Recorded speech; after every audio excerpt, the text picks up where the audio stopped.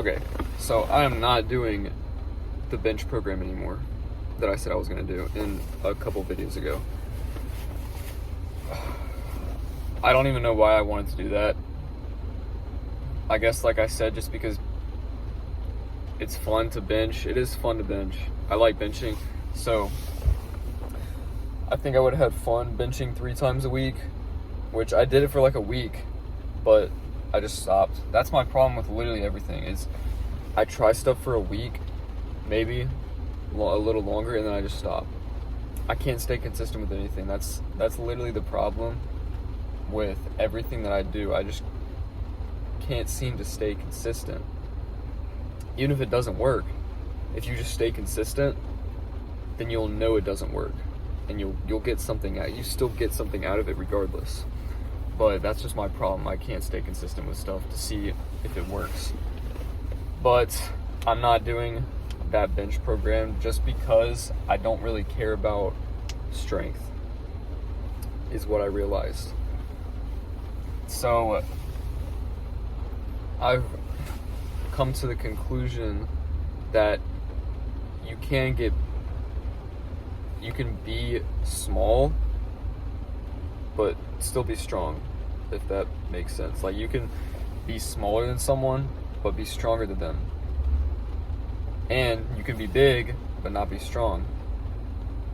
And I'd rather be big. I'd rather look big and not be able to push a lot of weight than be a twig but still be able to push a lot of weight. Because there's people smaller than me. I'm not that big. I'm still a twig. But there's people smaller than me that are moving a lot more weight than me. And, I feel like it doesn't really matter unless you're in the only place it matters is in the gym. When you're outside of the gym, nobody knows how strong you are unless they ask. They only care about how big you are most of the time. So that's what's happening. I'm doing I wanted to do push-pull legs just because that's the easiest. I've experimented with chest and triceps. Chest and biceps. And then the next day back and triceps. I've done chest and back, but then I like getting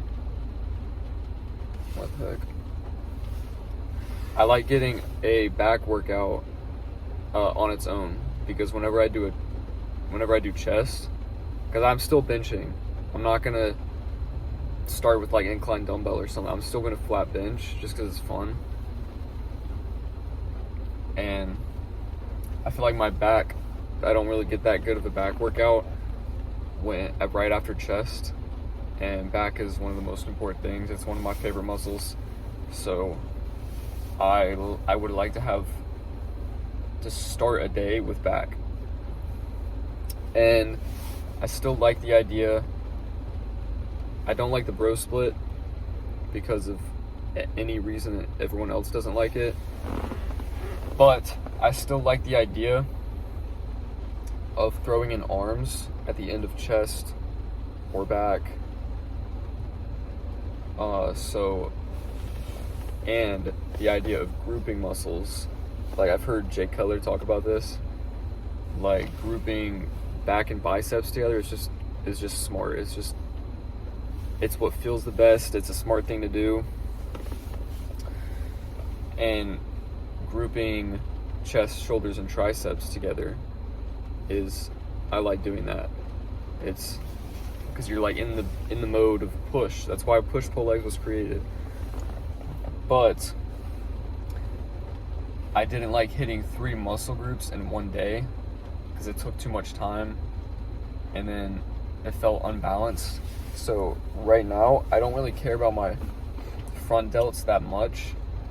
The only thing I care about is the side delts, obviously to look wider. So, plus your front delts get hit with any pressing movement that you do on chest day. So I start with chest, and that gets my front delts involved. And then I do side delts, so just side delts, not a full shoulder day because that takes too long. Just side delts, and then triceps. And the next day, I'll do back and maybe a little bit of biceps because my biceps get fatigued after back. So I might do a little bit of biceps at the end of the back day, or if the back day takes too long, I'll just do back because, again, it's one of my favorite muscle groups, so I'm fine with giving it a full day by itself. And then the next day, I can't decide if I'm gonna do legs the next day or shoulders and arms the next day, because I need a shoulders and arms day in my program or my routine, because I'm trying to grow my shoulders and arms the most. So I need a whole day specifically towards shoulders and arms, and that's when I'll do my shoulder press. I do military press because I was really consistent with that this time last year, and it really built my abs up. So I'm gonna keep doing that, and it's just kind of fun to military press. So